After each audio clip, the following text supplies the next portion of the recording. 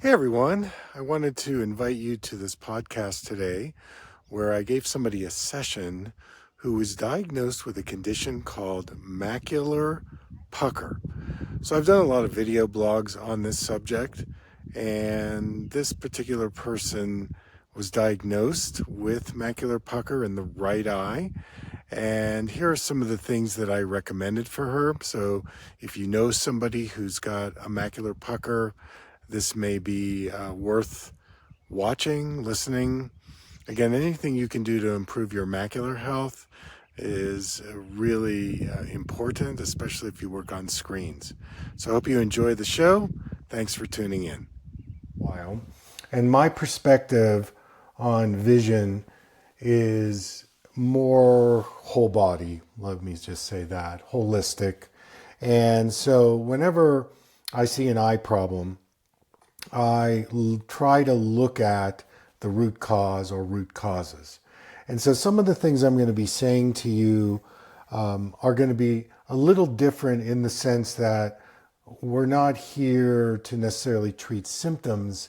We want to get to the root cause, what has caused this macular shift. And it just seems like it's in the right eye, not the left eye. At least that's what your report says. So to define a macular pucker, sometimes it's called an epiretinal membrane problem or a cellophane maculopathy. So this is a condition where a thin layer, like a scar-like tissue, forms on the macula. And the macula is the center part of the retina, which is responsible for your detailed, sharp eyesight. And the fovea is a little bit bigger, and then the macula sits in that. It's a very high concentration of cones. It's also where we get our color vision, but it makes up less than 1% of the real estate of our retina. But it's very important because it helps us with identification and details.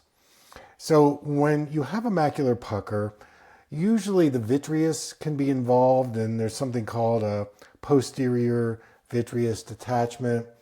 The gel sac sits in front of the retina, and one of the reasons why the relationship between the vitreous and the retina changes is because the vitreous dries out, it shrinks, and it starts to microscopically damage the macula, or it leaves some of the cells that grow into the membrane. It contracts, and this causes this wrinkle or pucker, and it causes distorted, again, acuity and blurriness. Now, it's a little different than macular degeneration. Whenever I see a macular problem, I'm looking at the OCT scan, which you had done, and that kind of gives a determination on the health of the macula. But what the symptoms really show would be the straight lines become kind of curved. There can be a gray or cloudy area in the central seeing. Sometimes you have to move your eyes around to be able to see the print. And so the conventional treatment, that's why I asked you about vitrectomies, because what they do is they remove the vitreous gel sac, or they do a membrane peel to remove the pucker, which can smooth out the retina. But the success rate of that is limited, and that's why I asked you. So I'm glad that you're not doing that. Now, some of the holistic therapies to support the macula you're already doing.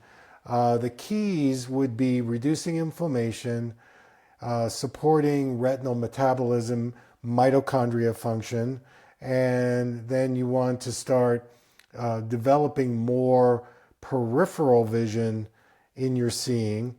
And we'll talk a little more about that in a minute. And then there's the nutritional protocols, which you're already doing, beta carotene, E, zinc, lutein, zeaxanthin. I probably would add astaxanthin. If you want to get a little even more esoteric, saffron has been shown to help the macula, curcumin, resveratrol. These are all neuroprotective agents that help the retina and the macula.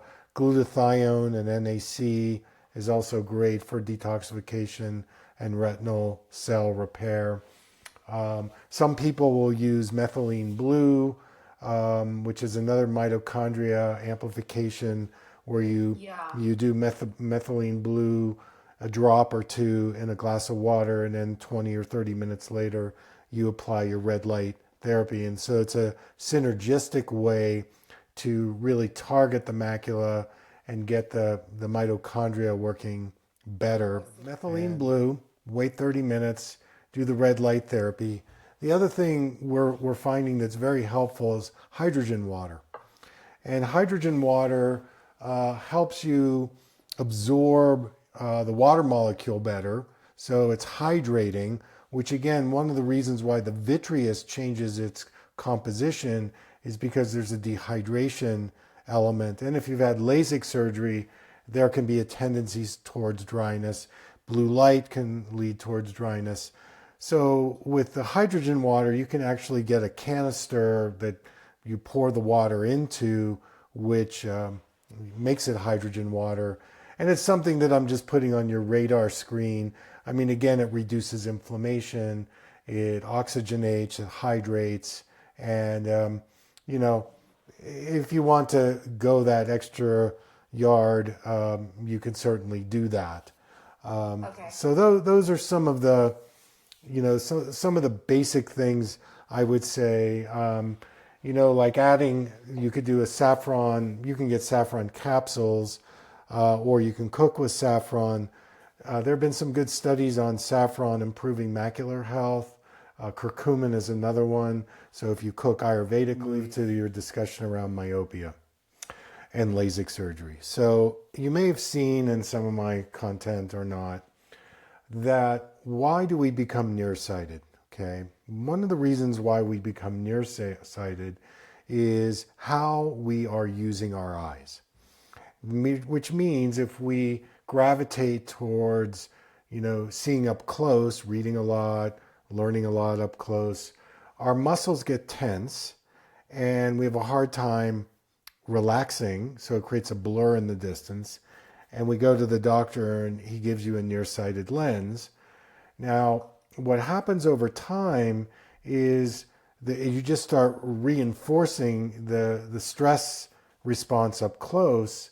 And the higher the number of your prescription, the earlier you began developing myopia. And the other thing is the higher the number could suggest some perceptual, and again, this could have just been some perceptual thing that like, wow, there's a lot of energy coming at me.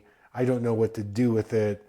Maybe it feels invasive, maybe it doesn't. So we develop nearsightedness as a defense strategy. And nearsightedness starts in the mind and in the brain. We want to blame the faulty vision on the eyeball, but it's really the programming behind the eyes that creates the prescription. Now, the reason why I'm emphasizing this is that when a person becomes nearsighted, they become macula-centric. In other words, the main part of their eye that they're relying on is their macula. Because the whole thing about being nearsighted is I've got to keep it clear. If I don't keep it clear, I could get hurt. There's some hypervigilance, at least deeply buried mentally, okay? Now, when you get LASIK surgery, you're changing the prescription in the eye, but you're not changing the programming that created the prescription. And this is an important point because, okay, the LASIK surgery is going to work for a while, but the programming is much more powerful than the LASIK surgery, which is why some people start reverting back to their myopia because the programming is just stronger.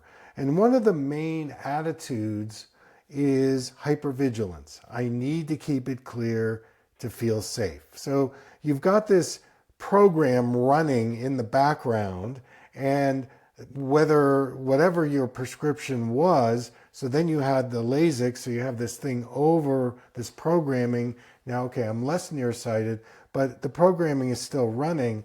But what it's doing is it's really stressing the macula, like gripping the world through the macula. Now, I'm being a bit dramatic here, and it's not something that you may at all be aware of. But there are three things here that on a functional level, I want you to at least know about. One of the best ways to start reducing the macula stress is really engaging more peripheral vision stimulation. And we think that with contact lenses that we're doing that, but we're actually not. What contact lenses do is give us kind of a denial attitude, like, oh yeah, I got a lot more peripheral. And I would say you have more peripheral in contacts than glasses. But here's the rub.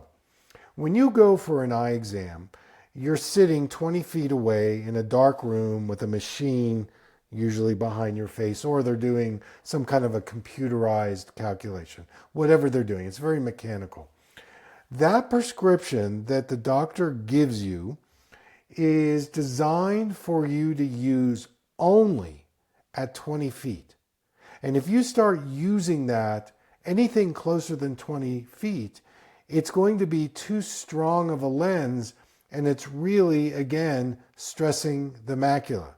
So the distance prescription needs to be reduced in some form or fashion. If you're in contacts, what I recommend is with your blue blockers, you can get a very small farsighted prescription put in there, and it reduces the prescription. So let's just do a little math here. Let's say you're in contacts, your right eye is a -4, and we'll say your left eye is a -350.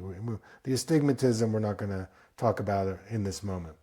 All right, so if that prescription was actually calculated for distance, what I would recommend, and I can do this for you, is to get you're wearing your blue blocking glasses anyway, is to get a plus 0.5 in the glasses, which reduces the prescription.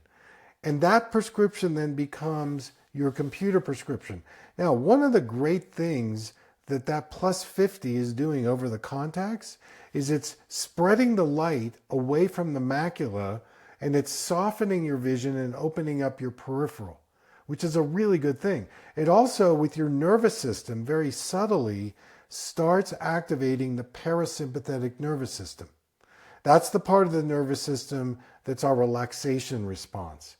And I can tell you that with all the things that you've shared with me right now, is that you tend to like to live, or you're familiar with living in the sympathetic nervous system state, which is our fight, flight, freeze.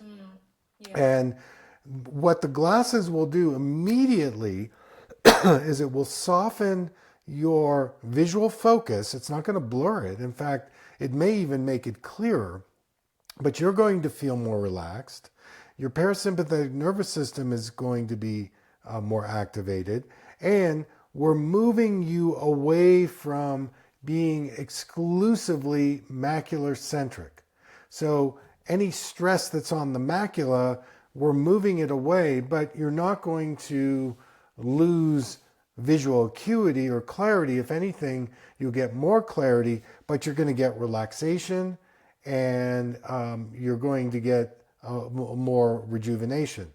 Now, there's a couple of other things that sometimes I do, and you and I can kind of negotiate this, because some of them are a little harder to do and some of them are a little easier to do.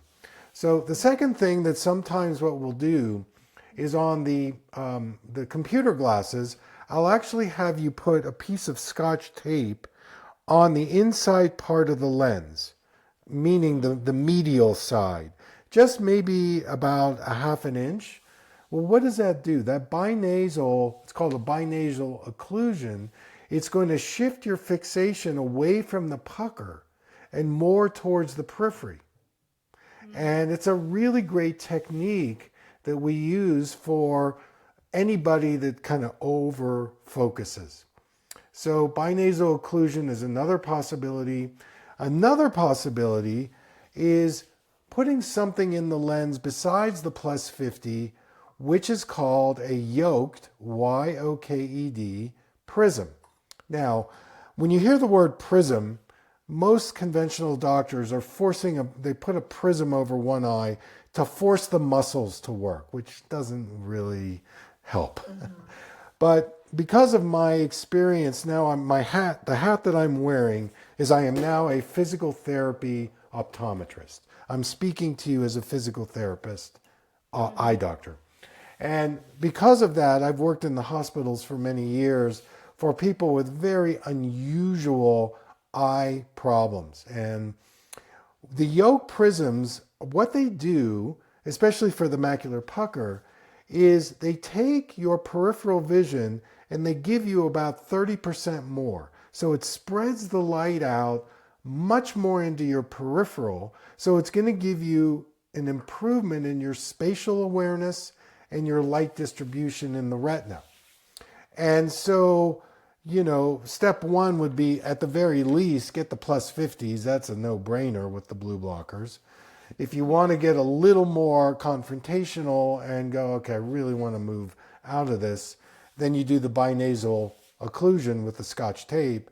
And then if you really want to, go for it, then you do the yoke prisms with the plus 50, and that's going to give you more peripheral vision. Now, a couple other things with that. There is an exercise, a physical therapy exercise that would also be really good for you, which is looking at a picture of jelly beans. And the way you focus on the jelly beans is you take the picture, I'd email it to you and you'd print it out, and you'd hold it up to your nose, and you're mentally now looking through the picture, and you're pushing the picture out, looking through it, looking at the spaces between the jelly beans, and all of a sudden the jelly beans pop and you get three-dimensional vision. So what this is doing is this is giving you more peripheral, but it's integrating the two eyes and the brain because you're getting depth perception. So this would be an exercise that you might do 3 times a day.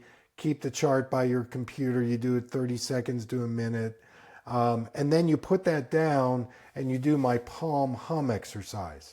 So the palming humming exercise, cupping it over your eyes and you're humming on the exhale, is one of the best ways to dilate the blood vessels in the eye.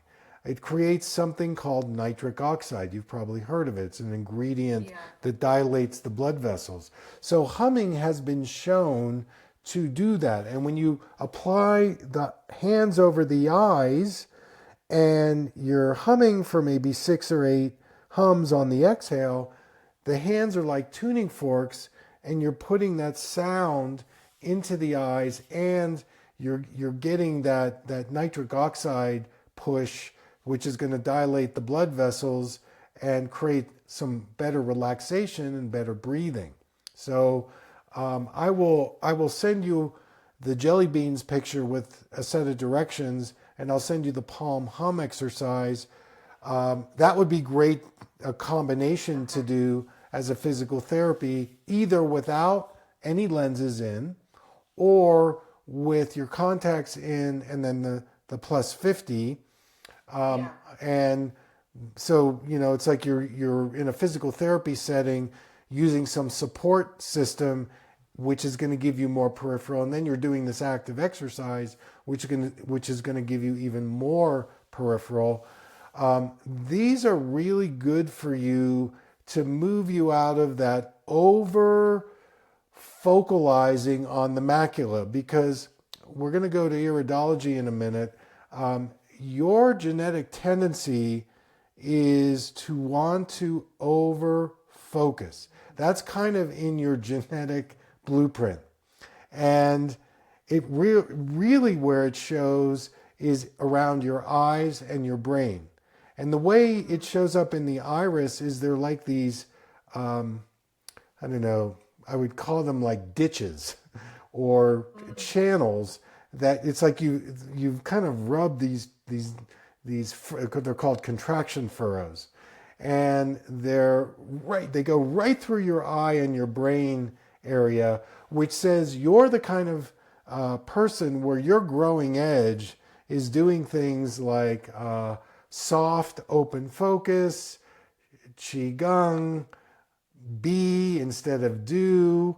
Like your tendency is to want to do until you drop.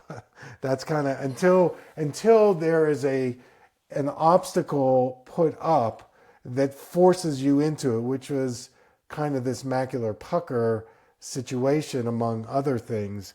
So knowing this, your tendency is being that so doing focus, and it's your gift, but it's too much. You've got to balance it out with doing some of these other softer things, which may not be always comfortable for you, but it's a lifestyle decision that will actually give you longevity, better vision, better health, and again, it's your growing edge. It's a nurturing that you're being asked to do, okay? And we all have it. So your eye is showing a couple things. First of all, it's showing you're brown. Okay, you've got, it's called a brown eye. There are three main types of colors. There's the blue eyes, there's the hazel, and there's the brown. You are definitely brown. And so when you're brown, there's a couple things that tend to run in the cycle. The first is blood stuff. So it's not surprising to me that blood thinners, like, okay, you had a blood clot. So circulation and oxygenation and hydration and lymph movement is super important for you, because the brown-eyed person, it's either anemia, it's a blood clot, it's some blood kind of thing that's going on. And then beside that, around the edge of the brown of the eye, you have something that shows I would say the nurturing that you need to do around your liver health. Your liver health and your gallbladder. Now, there's a lot of levels and layers to this. First of all, the liver in Chinese medicine rules the eyes. The meridian and the gallbladder and the liver work together. The second thing that's important about the liver gallbladder is it helps you digest and absorb the eye fat-soluble nutrients. And here are the three main ones. Vitamin A, it's fat-soluble. Lutein and zeaxanthin, those carotenoids that protect the macula.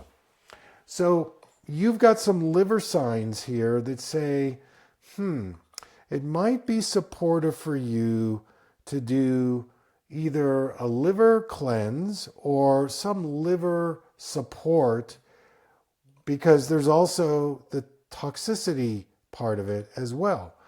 And liver governs our cholesterol levels also.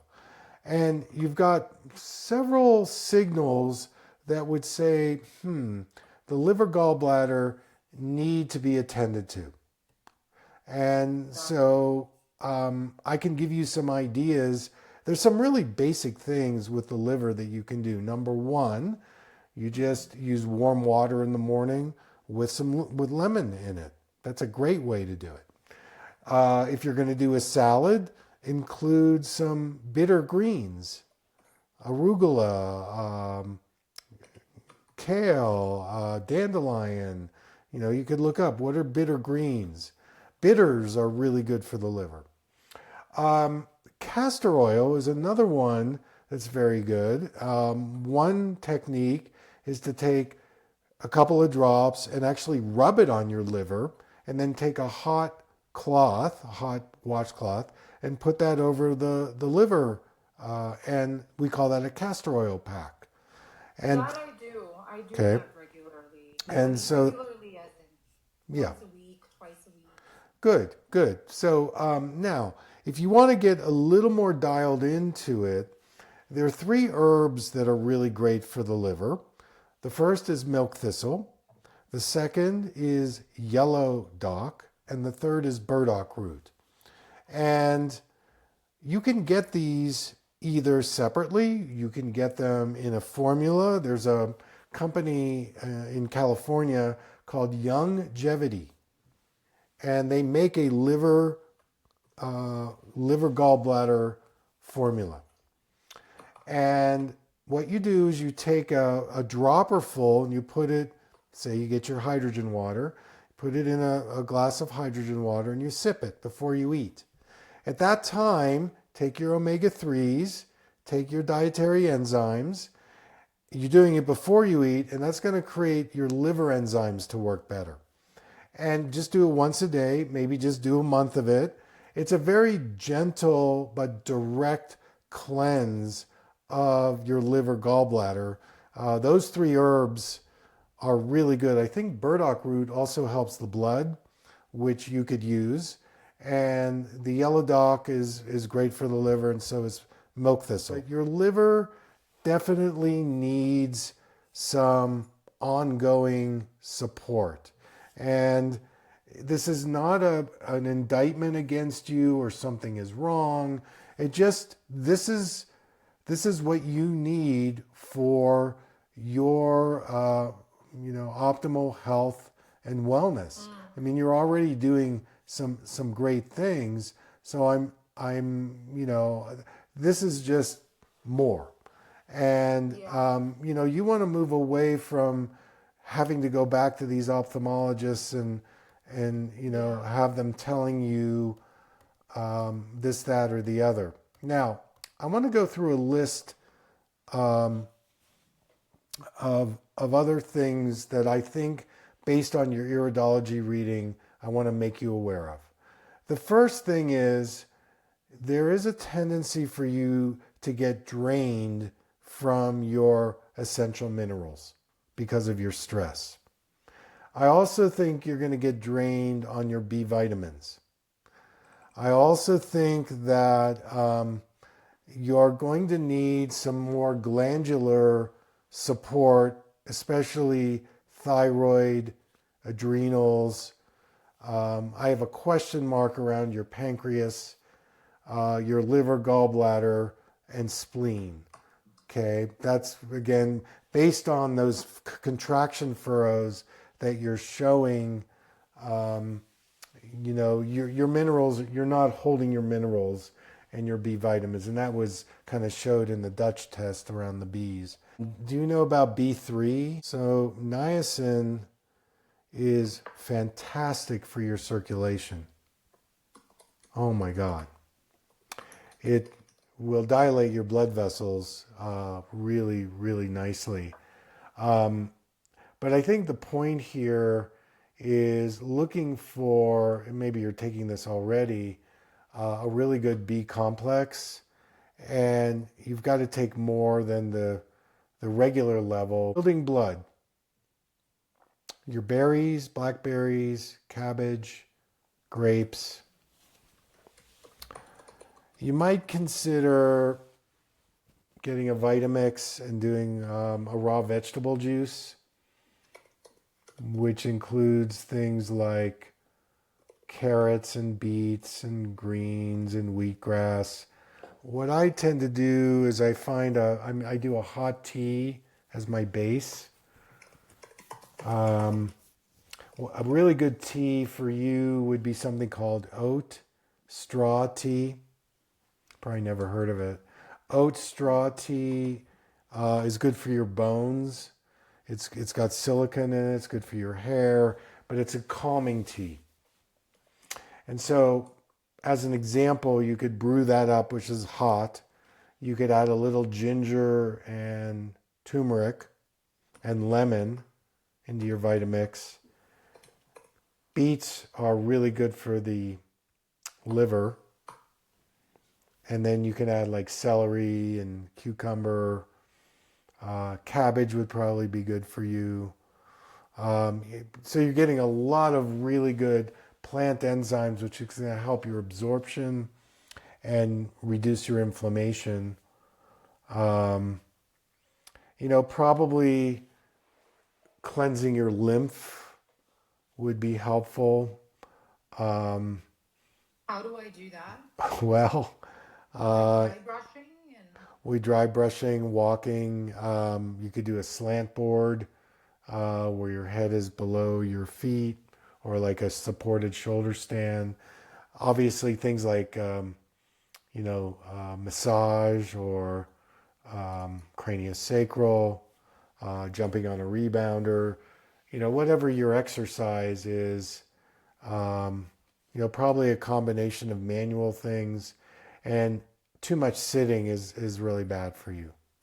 Like in your job, that's, again, your edge is you got to keep your lymph moving, because if you don't, it's going to create this puddle in your body, which is all inflammation, and that's a killer, So the plant enzymes, the lymph, like you might take either chlorella or chlorophyll before you eat. It's good for the liver as well, detox. That might be one of your supplements. Okay, so just to recap, if you've got a macular pucker or you're suffering macular degeneration, it's really important that you support your liver gallbladder health, not eat too much sugar, so support your pancreas, thyroid. The glandular health is critically important. Also, the lenses that you wear. If you are wearing a distance prescription and you're nearsighted, you definitely need to wear something less when you're working on screens. And, so there's a lot to this. So I hope you enjoyed the show. Thanks for tuning in. Take care, everybody.